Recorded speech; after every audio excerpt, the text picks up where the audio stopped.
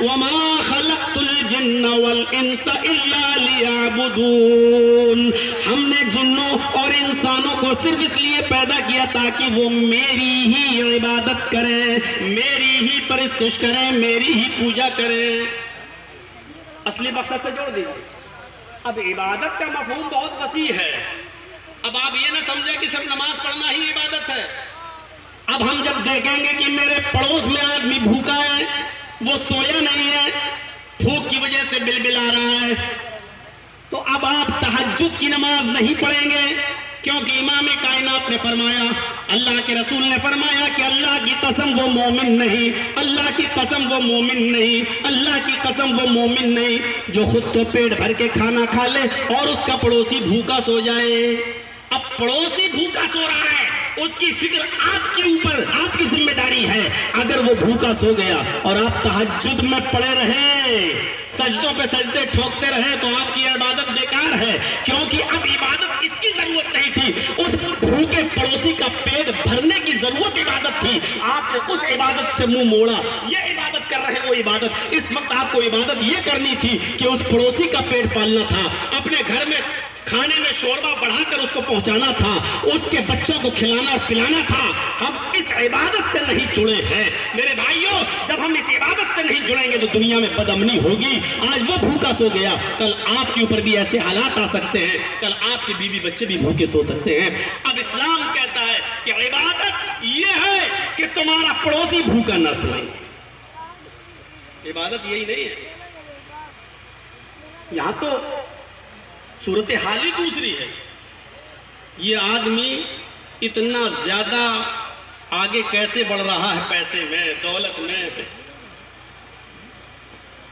ہمیں اپنی پریشانی سے، تکلیف سے اتنی تکلیف نہیں ہے جتنا آپ کے آرام سے ہمیں تکلیف ہے۔ ہماری عادت بڑی عجیب ہے، جو کچھ ملا ہم اس کو اکیلے، ہم کسی کو نہیں دیں گے۔ ایک گاؤں میں ایک بیل مر گیا اور ایک کتا اس کو نوچ نوچ کے کھا رہا ہے۔ گاؤں کے دوسرے کتے کو بدبو لگی، وہ بھی آیا، اور گاؤں کے دوسرے کتے اس بیل کو کھانے کے لیے آگے بڑھے تو اس کتے نے بھونک بھونک کر ان کو بھگا دیا۔ کتنا کھا لے گا یہ کتا؟ 2 کلو، 3 کلو، 4 کلو، 5 کلو؟ ارے یہاں تو 3 کنٹل پڑا ہوا ہے۔ لیکن کتے کی صفت یہ ہے کہ برباد ہو جائے، ختم ہو جائے، مٹتا ہے تو مٹ جائے، لیکن دوسرے کتے کو ہم کھانے نہیں دیں گے۔ مثال بہت کڑوی ہے، لیکن سننا پڑے گی، تمہیں نہیں، تمہارے باپ کو بھی، کیونکہ اتھارٹی، ایک پاور مجھے آپ نے نہیں دیا بولنے کا۔ یہی صفت آج ہمارے اندر بھی آ گئی ہے، جتنا آ رہا آنے دے، کسی کو ہم دیں گے نہیں، چاہے برباد ہو جائے ہمارے ہاں، لیکن ہم آپ کو نہیں دیں گے۔ یہ صفت آج ہمارے اندر آ چکی ہے۔ ہم اپنی تکلیف سے پریشان نہیں ہیں جتنا دوسرے کے سکھ سے ہم پریشان ہیں۔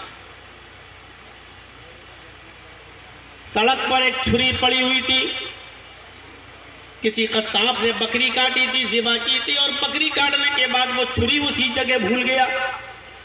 اس چھری کے اوپر بکری کا خون لگا ہوا تھا۔ ایک کتے کی نظر اس چھری پر پڑی، اس نے چھری کے اوپر خون لگا ہوا دیکھا، وہ آیا اور اس نے اپنی زبان سے اس چھری کو چاٹا، ایسے کر کے جو چاٹا تو بکری کا لگا ہوا خون تو وہ کتا چاٹ گیا، لیکن چاٹتے وقت اس کتے کی زبان کٹ گئی، اور اس کتے کی زبان جو کٹی تو اس کا خون اس چھری پر لگ گیا۔ کتا سمجھا کہ ابھی بکری کا خون اور باقی ہے، اس نے پھر دوسری زبان پھر دوبارہ چلائی، وہ دوسری جگہ سے کٹ گئی۔ کتا سمجھا بھی بکری کا خون اور زیادہ موجود ہے، وہ بار بار خون کو چاٹتا جا رہا ہے اور اس کی زبان اپنی جگہ سے کٹتی جا رہی ہے، لیکن وہ بکری کا خون سمجھ کے اس وقت تک چاٹتا رہا جب تک کہ اس کی زبان کٹ کر زمین کے اوپر نہیں گر گئی۔ بالآخر زبان کے کٹ جانے سے جب کچھ کھا پی نہیں سکا تو ایک دن وہ کتا مر گیا، یعنی اس نے اپنے آپ کو ہلاک کر لیا۔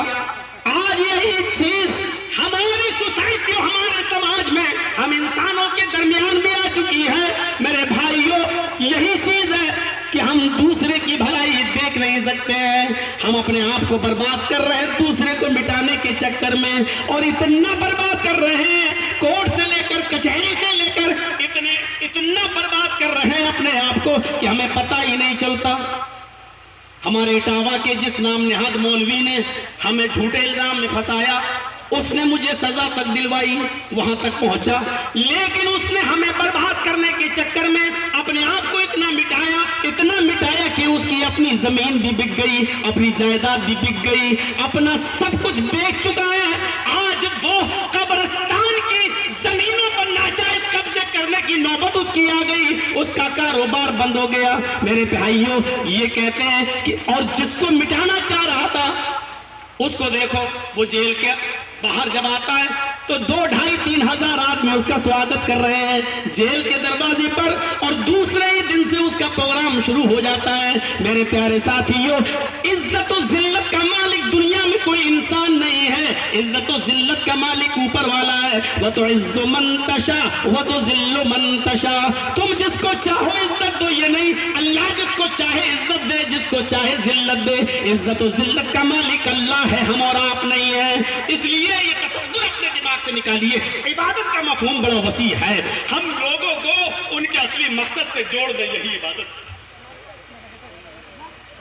بیوی ناراض ہے، اب آپ جا رہے ہیں نفلی نماز پڑھنے، نہیں، اب پہلے بیوی کو مناؤ، یہ عبادت ہے۔ اللہ کے نبی فرماتے ہیں جس نے ایک لقمہ اٹھایا اور پیار سے وہ لقمہ اپنی بیوی کے منہ میں ڈال دیا، پیار سے وہ لقمہ اپنے ہاتھ سے اپنی بیوی کو کھلایا، تو اس پر بھی ثواب ہے، ثواب عبادت پر ملتا ہے۔ اب آپ نفلی نماز پڑھیں گے، یہ عبادت نہیں ہے۔ عبادت کا مفہوم یہ ہے کہ اب آپ کی بیوی ناراض ہے تو آپ اپنی بیوی کو منائیے، اس کو کھلائیے، اس کو کھلانا عبادت ہے، اس کو منائیے، اس کو منانا عبادت ہے۔ زیادہ دیر تک اس سے ناراض نہ رہیے، نہ اس کو رہنے دیجیے، عبادت ہے۔ میرے بھائیوں، نماز ہو چکی، اب نکلو، اب مسجد میں مت بیٹھو، یہاں تک کہ جمعہ کی نماز بھی آپ نے پڑھ لی، اب آپ مسجد میں مت بیٹھو۔ اب کیا ضرورت ہے تسبیح گھمانے کی؟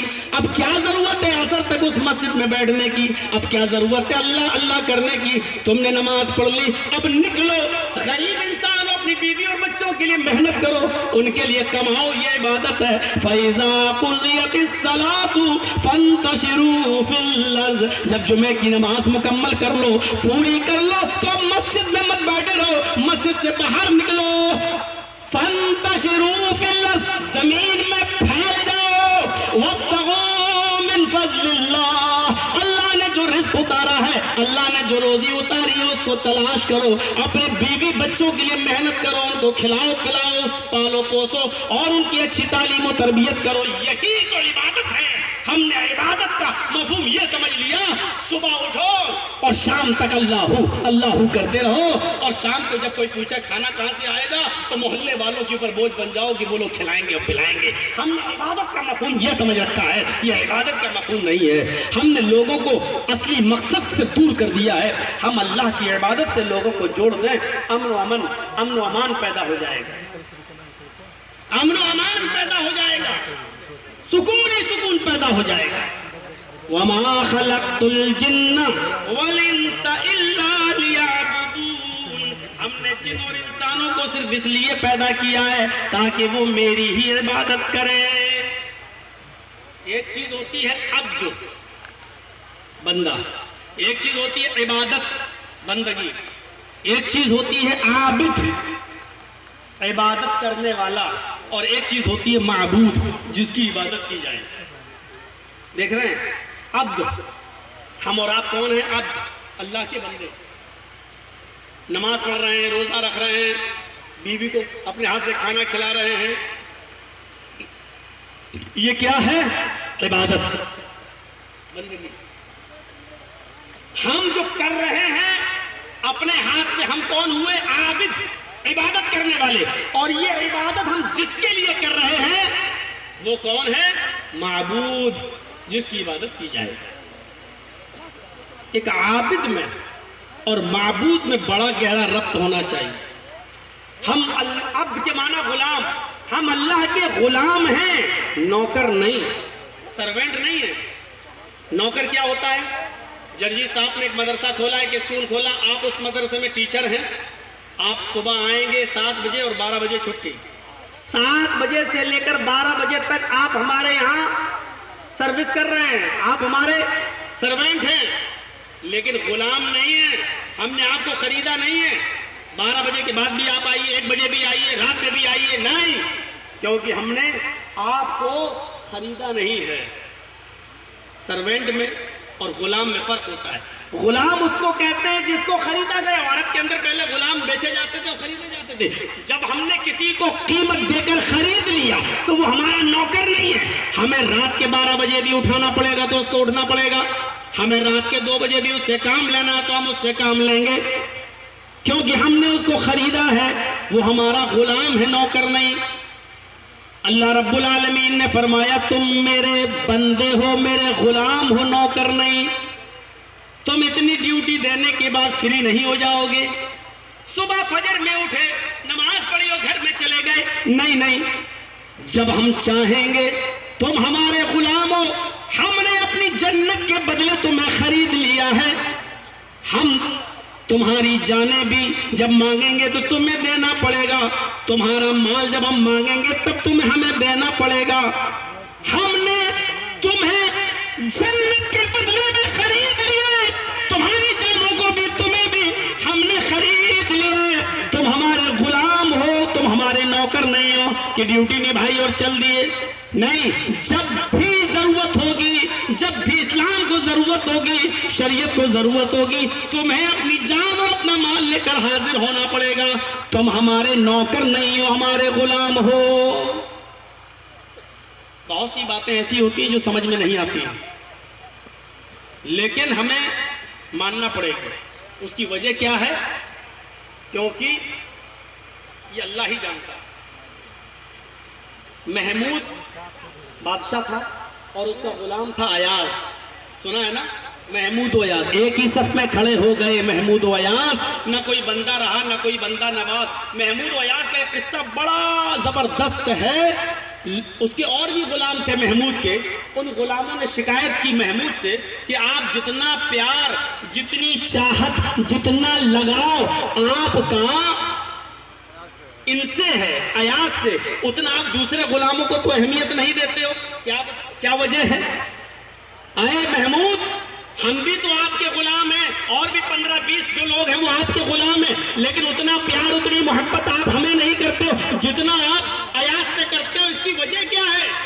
محمود نے کہا تم نے ہمارے اوپر الزام لگا دیا ہے کہ میں اوروں کو پیار کم کرتا ہوں، اوروں کو کم چاہتا ہوں اور ایاز کو زیادہ چاہتا. ان غلاموں نے کہا ہاں یہی وجہ ہے، ہم دیکھتے ہیں. اس نے کہا جاننا چاہتے ہو کہ میں ایاز کو کیوں زیادہ چاہتا ہوں اور تم لوگوں کو اتنا زیادہ کیوں نہیں چاہتا؟ کہاں بتاؤ. اس نے سارے غلاموں کو بلایا، لائن سے بٹھا دیا. محمود نے سارے غلاموں کو لائن سے بٹھا دیا، ایاز کو بھی بٹھا دیا، اور سب کے ہاتھ میں اس نے، بادشاہ نے، محمود نے ایک ایک ڈائمنڈ کا، ہیرے کا ہار دے دیا. ہیرا، ایک ایک ہیرا دے دیا سب کو، لو پکڑو. اور سب کے ہاتھ میں ایک ایک ہتھوڑی بھی دے دی، ایک ہیمر ہتھوڑا بھی دے دیا، لو. جب اس نے ایک ایک ڈائمنڈ سب غلاموں کو دیا تو ایاز کو بھی دیا. پھر اس نے ایک ایک ہتھوڑا سارے غلاموں کو دیا، ایاز کو بھی دیا. اس کے بعد اس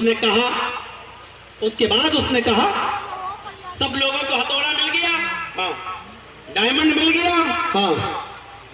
اب کہا کہ میرا حکم ہے کہ توڑ دو یہ ہتھوڑا، ڈائمنڈ پہ مارو، اس ڈائمنڈ کو توڑ دو، اس ہیرے کو توڑ دو. سب لوگوں نے کہا اتنا قیمتی ڈائمنڈ، اس کو توڑ دو. پھر تو سوچا، ایک دوسرے نے ایک دوسرے کا منہ دیکھا، لیکن اٹھایا ہتھوڑا اور سب نے مار دیا. ڈائمنڈ ٹوٹ گیا، چکنا چور ہو گئے، سب نے ہتھوڑا مارا، ایاز نے بھی مارا۔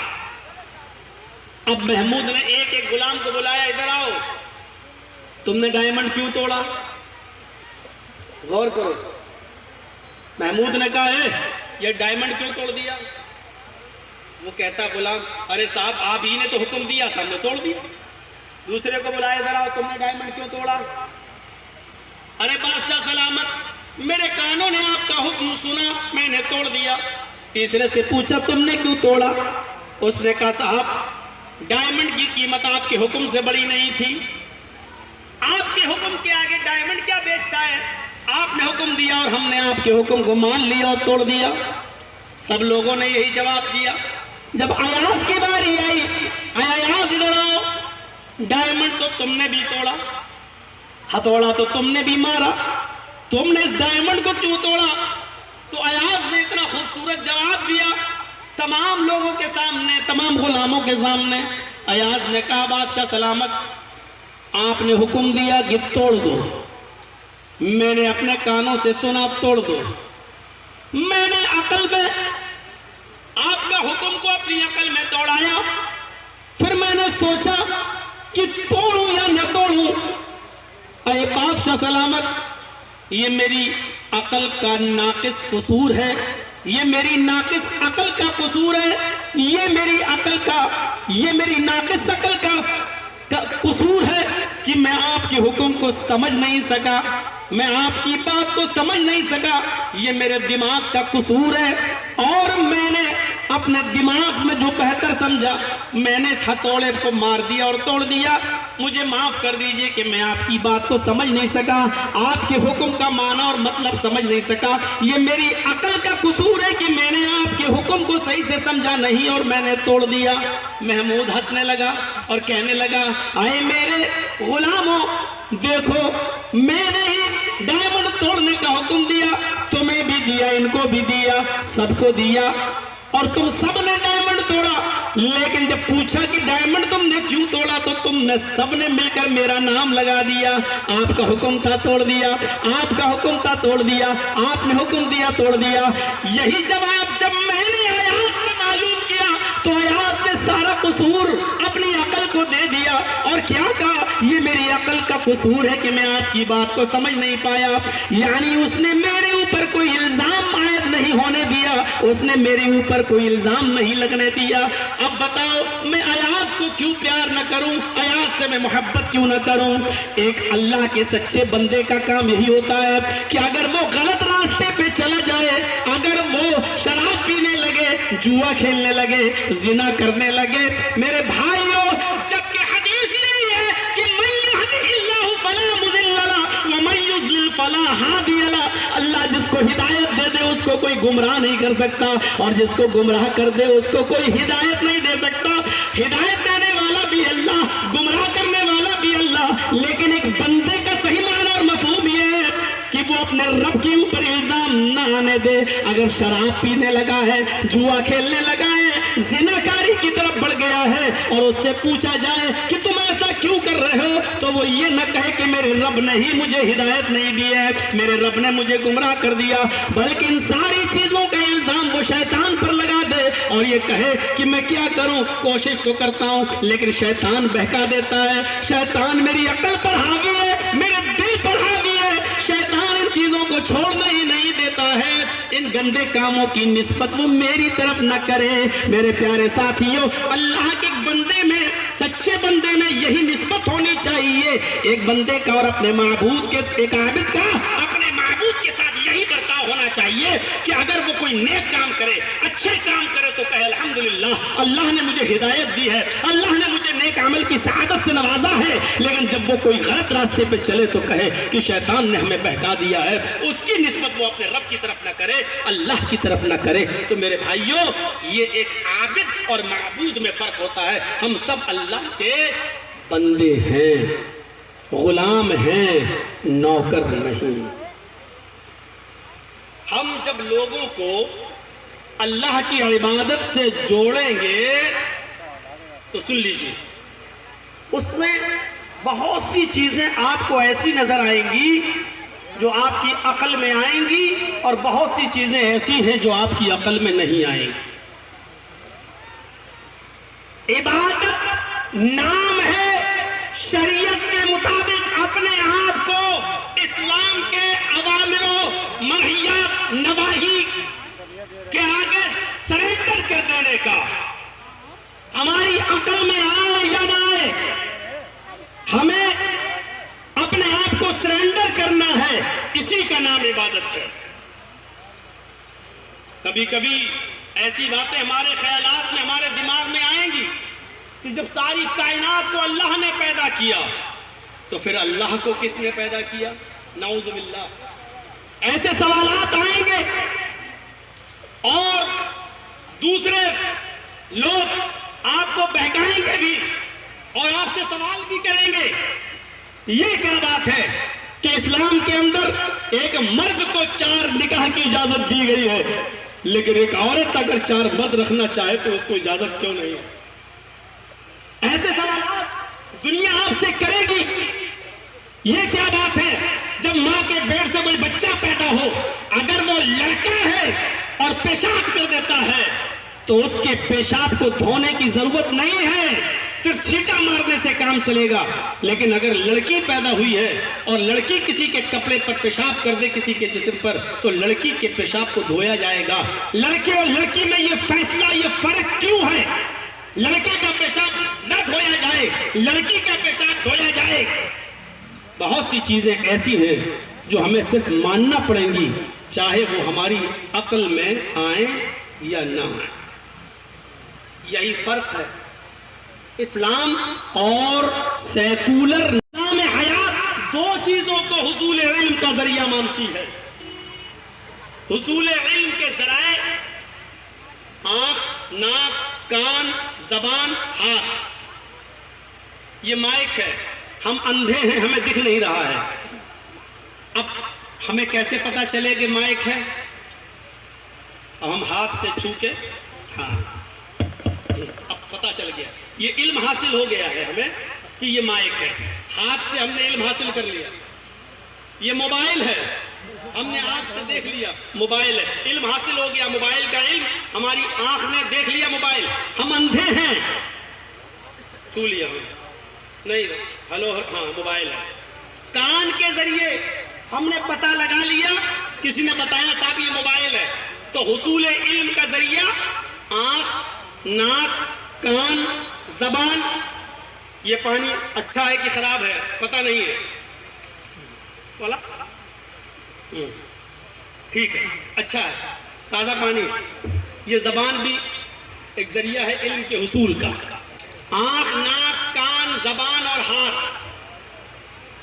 اور کبھی کبھی یہ چیزیں کام نہ آئیں تو ایک اور ذریعہ ہے عقل، حصول علم کا ذریعہ عقل۔ عقل سے آدمی سوچتا کہ یہ کروں کہ نہیں کروں۔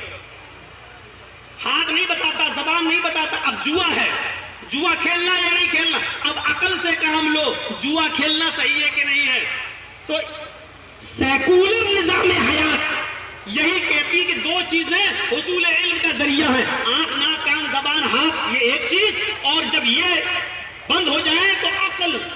لیکن اسلام کہتا ہے 3 چیزیں حصول علم کا ذریعہ ہیں، آنکھ، ناک، کان، زبان، ہاتھ۔ یہ ایک چیز ہو گئی، اور جب یہ کام نہ کرے تو عقل سے سوچو یہ غلط ہے یا صحیح۔